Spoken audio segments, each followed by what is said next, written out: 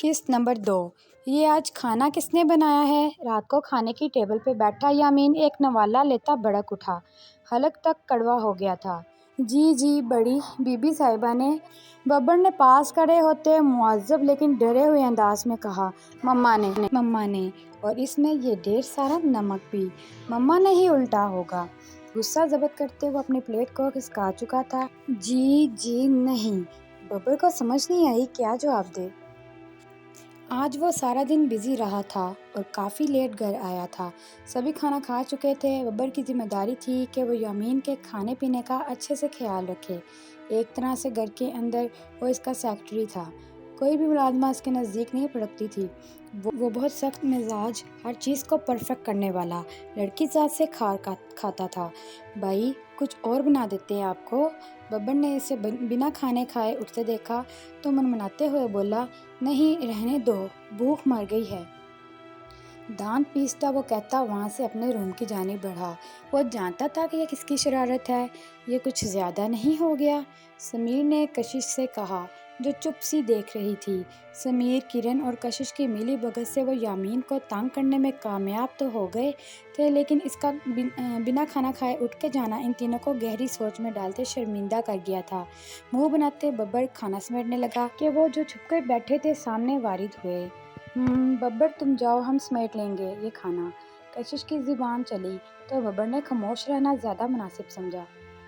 اس کی حرکتوں اور شرارتوں کی زد میں تو میرا پورا ولا ہی آیا ہوا تھا۔ وہ کیا چیز تھا؟ تم نے سنا نہیں کیا کہا میں نے؟ ببر کو خاموشی سے اپنا کام جاری رکھتے دیکھ کشش دانت پیستی گڑی ڈال کے بولی، بی بی ہم سمیٹ لیں گے۔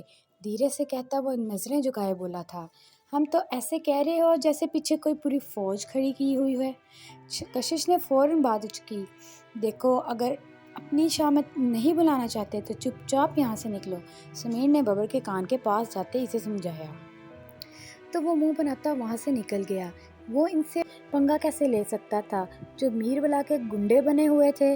یس باس، آگے کی کیا پلاننگ ہے؟ کرن نے آگے ہوتے کشش سے پوچھا۔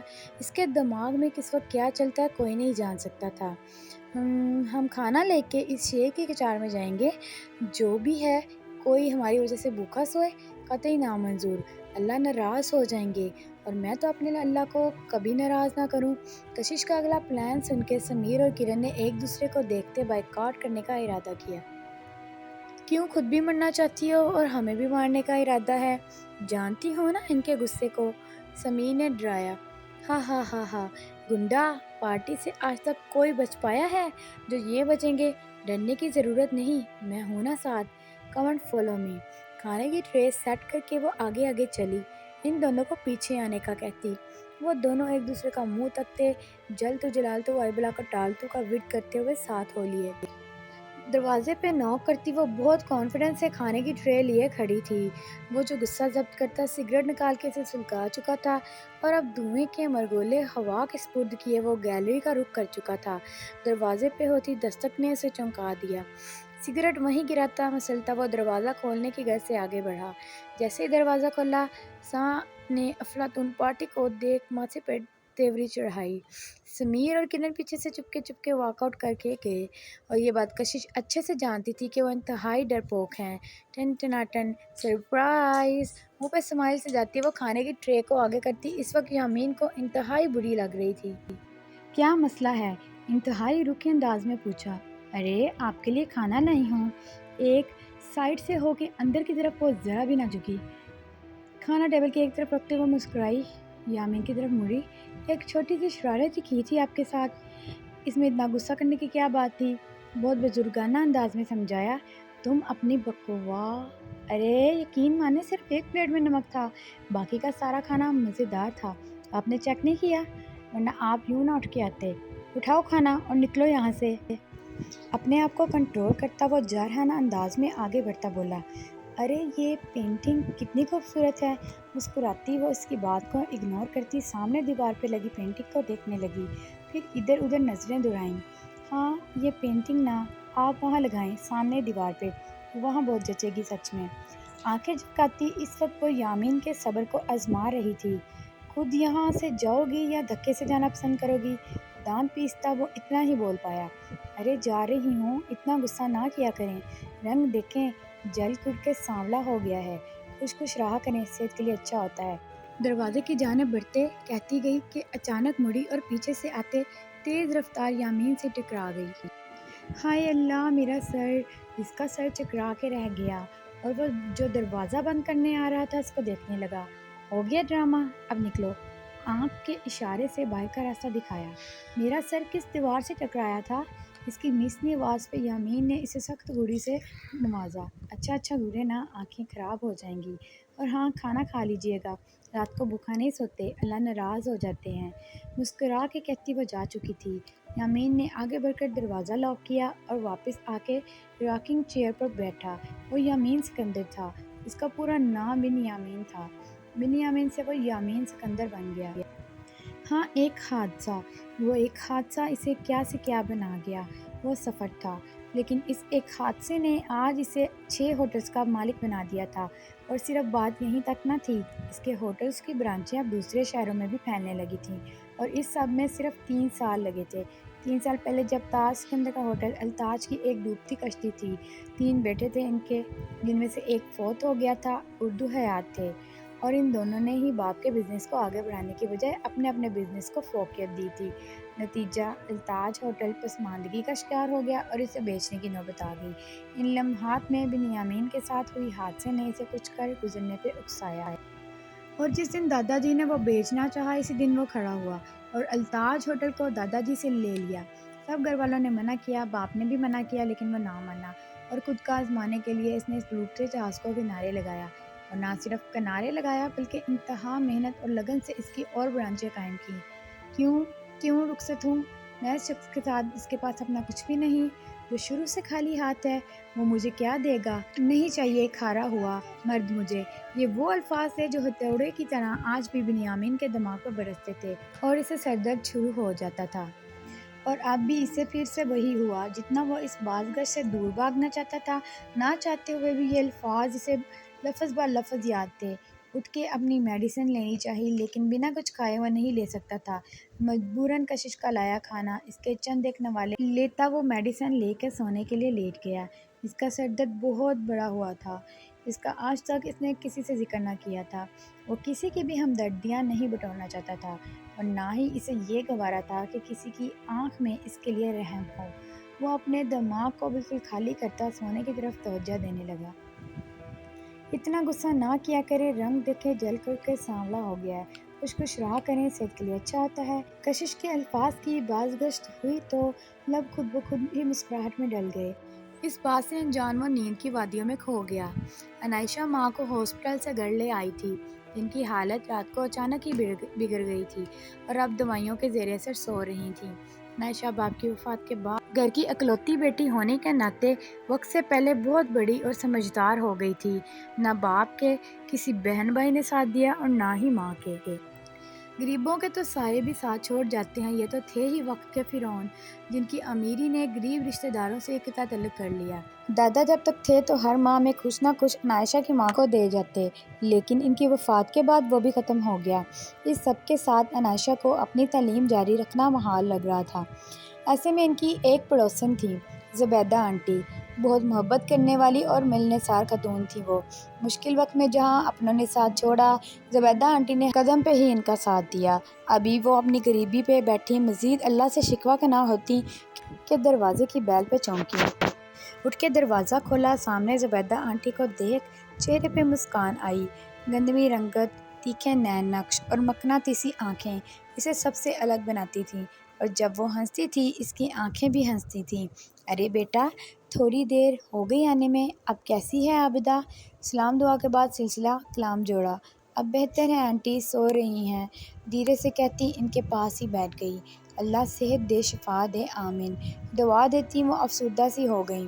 اللہ کروٹ کروٹ جنت دے فردوس بھائی کو، ان کے ہوتے آج تک کبھی عابدہ کو ہلکا سا بخار بھی نہیں ہوا تھا۔ بہت محبت اور جان چھڑکنے والا بندہ تھا اپنی بیوی پہ۔ بس ایک نہ ایک دن بھی سب نے چلے جانا ہے۔ عابدہ بھی تو بہت محبت کرتی تھی اپنے شوہر سے، جدائی نے اسے ایسا کر دیا، بہت دکھی لہجے میں بولی۔ عنائشہ کی آنکھیں بھی نم ہونے لگیں۔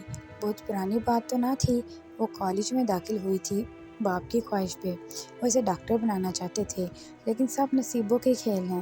ایک دن اسے ہی کالج لے جانے جا رہے تھے اور روڈ ایکسیڈنٹ میں ان کی جان چلی گئی۔ ایک قیامت بن کے ٹوٹی تھی فردوس صاحب کی حادثاتی موت۔ کاش یہ امیر لوگ گاڑی سے کسی غریب کو مارنے سے پہلے اس کے گھر بار اور بچوں کا سوچ لیں کہ ان کا کیا ہوگا۔ امیری کے نشے میں وہ تو اللہ کو بھی بھلا بیٹھے ہیں۔ آنٹی آپ کے لیے چائے لاؤں؟ باتیں جو تکلیف دیں انہیں چھوڑ دیا کرتے ہیں۔ ارے نہیں بیٹا، یہ تھوڑا سامان لائی تھی، کچھ فروٹس ہیں اور کھانے پینے کا سامان ہے۔ جانتی ہوں بہت خوددار ہو باپ کی طرح، کہتے ہی ساتھ عنائشہ کے چہرے کے تاثرات دیکھ کر وہ ٹوک بھی بیٹھ گئیں۔ عنائشہ کو سر جھک گیا۔ فکر نہ کرو بیٹا، اللہ بہت کارساز ہے، وہ ضرور کوئی نہ کوئی حل نکال لے گا۔ لے میں تو بتانا ہی بھول گئی، ماتھے پہ ہاتھ مارا۔ فائق سے بات ہوئی تھی میری، جہاں وہ کام کرتا ہے وہاں پہ تمہاری نوکری کا کہا تھا اسے میں نے۔ اچھا آنٹی، کیا کہا فائق بھائی نے؟ عائشہ پرجوش ہوئی۔ واقعی امی صحیح کہتی ہیں، جو نصیبوں میں ہوتا ہے ساتھ بل ڈال کے اللہ ہم تک پہنچاتا ہے۔ بس فرق یہ ہوتا ہے کہ جس سے امید ہوتی ہے وہاں سے نہیں، وہ اوپر والا کہیں اور سے ہی بندوبست کرتا ہے، کیونکہ نیکی کرنا بھی اللہ جس کے نصیب میں لکھتا ہے وہی کرتا ہے۔ اللہ سب کے نصیبوں میں نیکی کرنے کا جذبہ پیدا کرے، آمین۔ صبح میڈم کشش کا موڈ بہت خراب تھا۔ کرن اور سمیر کو ایک نظر بھی دیکھ رہی تھیں۔ رات کو جو انہوں نے غداری کی اس کی اچھی خاصی سزا دینے والی تھی وہ ان کو، لیکن ابھی اسے کالج جانا تھا، اس کا لاسٹ سیمسٹر تھا۔ ماس کمیونیکیشن میں BA کر رہی تھی۔ آگے اس کا ارادہ جرنلسٹ بننے کا تھا اور دادا جی کی پوری سپورٹ تھی اسے۔ ان کی دعائیں لیتی، سب سے اللہ حافظ کرتی، ان سے منہ بناتی وہ باہر آئی۔ میڈم گاڑی میں مسئلہ ہے، کوئی آپ کسی اور کی گاڑی میں چلی جائیں۔ ڈرائیور نے ڈرتے ڈرتے فوراً سے بات کی۔ کیا مطلب؟ آج کالج جانا ہے میں نے اور گاڑی میں کیا مسئلہ ہے؟ ارے کشش اٹس اوکے، ہمارے ساتھ آ جاؤ، تمہیں کالج چھوڑ دیں گے، سمیر نے کشش کو آفر کی۔ کرن اور وہ دونوں یوں نہیں جاتے تھے، کشش کا کالج راستے میں ہی آتا تھا، روز وہ ان کے ساتھ جاتی، جس سے ناراضگی ہوتی اس دن وہ اپنی الگ گاڑی میں جاتی۔ نو تھینکس، چھوڑنا تو تم لوگوں کی فطرت ہے، مجھے کوئی ضرورت نہیں ہے بیچ راہ میں ساتھ چھوڑ جانے والوں کی۔ بہت سنجیدگی سے کہتے وہ ان دونوں کو چپ کرا گئی۔ اتنے میں یامین باہر آتا اپنی گاڑی کی طرف جاتا دکھائی دیا۔ ان کو یکسر نظر انداز کرتا وہ اپنی گاڑی کی جانب بڑھا۔ ڈرائیور نے فوراً دروازہ کھولا، وہ اندر بیٹھا کے ساتھ ہی میڈم کشش بھی گھس گئی کام سے۔ سمیر نے لب بھینچے، چلو ہم چلیں، دیر ہو جائے گی، پہلا پیریڈ مس ہو جائے گا میرا، کرن نے اسے کہا اور دونوں ہی گاڑی میں بیٹھ کر نکل گئے۔ یہ کیا حرکت ہے؟ یامین کے ماتھے پر تیوری چڑھی۔ کیا ہوا؟ لفٹ لی ہے؟ بہت آرام سے بیٹھتے وہ مسکرا کے بولی۔ واہ، آپ کی گاڑی کے تو بہت مزے کی ہے، کتنی نرم و ملائم سیٹیں ہیں اس کی۔ وہ بچوں کی طرح خوش ہوتی تعریف کرنے لگی۔ اترو نیچے، یامین نے سختی سے کہا۔ کیوں؟ کشش کے ماتھے پہ تیوری چڑھی، پھر مقابل کا غصہ سے بڑا ہوا چہرہ دیکھ کر فوراً اس نے پینترا بدلا۔ پلیز مجھے کالج چھوڑ دیں، میری گاڑی خراب ہو گئی ہے، بہت معصوم سی شکل بناتے کہا۔ کیا؟ اور کسی کی گاڑی میں چلی جاؤ، اترو فوراً۔ بنا کسی لحاظ یامین نے اسے باہر کا راستہ دکھایا۔ دیکھیں آپ ایسا نہیں کر سکتے، میں آپ کی کزن ہوں نا، چھوٹی سی پیاری سی معصوم سی، کر دینا ہیلپ پلیز۔ آنکھیں چمکاتی وہ یامین پہ اپنا سحر پھونکنے لگی، اور یہی تو یامین نہیں چاہتا تھا۔ خود اترو گی یا ہاتھ پکڑ کے نیچے اتاروں؟ اب کی بار نے انتہائی سرد لہجے میں کہا تو کشش کو بھی غصہ آ گیا۔ نہیں اترتی، جو کرنا ہے کر لیں۔ منہ بناتے وہ مزید گاڑی میں دبک کے بیٹھ گئی۔ یامین لب بھینچتا رہ گیا، وہ انتہا کی ضدی تھی یہ تو وہ بھی جانتا تھا، اور اس وقت وہ کافی لیٹ ہو چکا تھا۔ ڈرائیور کو چلنے کا اشارہ کرتے کشش کو اگنور کیا۔ گاڑی سٹارٹ ہوتے ہی ایک خوشی کی لہر دوڑ گئی تھی اس کے چہرے پہ، اور وہ خوشی یامین نے کن آنکھوں سے دیکھی، اور نفی میں سر ہلاتا اپنا لیپ ٹاپ آن کیا۔ آپ پہ نا واقعہ غرور کرنا بنتا ہے، کشش کی زبان پھر سے چلی۔ لیکن یامین نے اب کی بار بولنا ضروری نہ سمجھا۔ ارے بس بس، میرا کالج آ گیا، کشش چلائی۔ یامین کو لگا کان کے پردے پھاڑ دیے۔ اترو اب، خود پہ ضبط کرتا ہوا وہ اسے دیکھتے بولا۔ اپنے ڈرائیور سے کہیں نا دروازہ کھول دے، جیسے آپ کے لیے کھولتا ہے۔ بہت منت والے انداز میں یامین کے قریب ہوتے وہ ریکویسٹ کر رہی تھی، اور یامین لب بھینچے اسے افلاطون کو دیکھ رہا تھا۔ حکم ملتے ہی ڈرائیور نے کشش کی سائیڈ والا دروازہ کھولا، اور وہ بڑی شان سے قدم باہر نکالتے کھڑی ہوئی۔ ایک بہت خوبصورت سمائل سے ارد گرد دیکھا، جہاں کافی لڑکیاں اس کو اتنی بڑی گاڑی سے اترتا دیکھ چکی تھیں۔ پلٹ کے شکریہ ادا کرنا چاہا لیکن گاڑی کا دروازہ بند ہو چکا تھا اور ڈرائیور گاڑی آگے بڑھا چکا تھا۔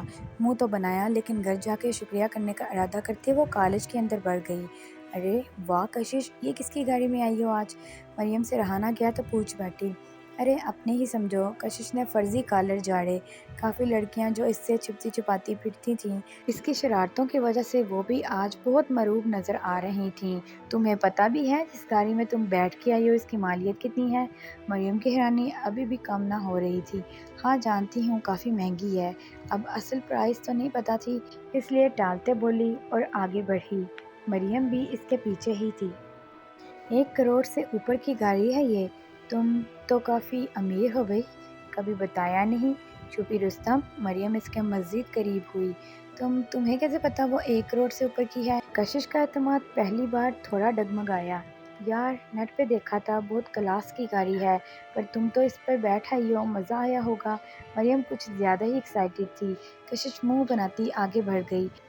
ایک اس کی گاڑی تھی جو شاید 8 یا 9 لاکھ کی تھی، لیکن کافی اچھی گاڑی تھی۔ اسی کے لیے دادا جی نے لے دی تھی کہ اسے کالج لانے اور لے جانے کے لیے تھی۔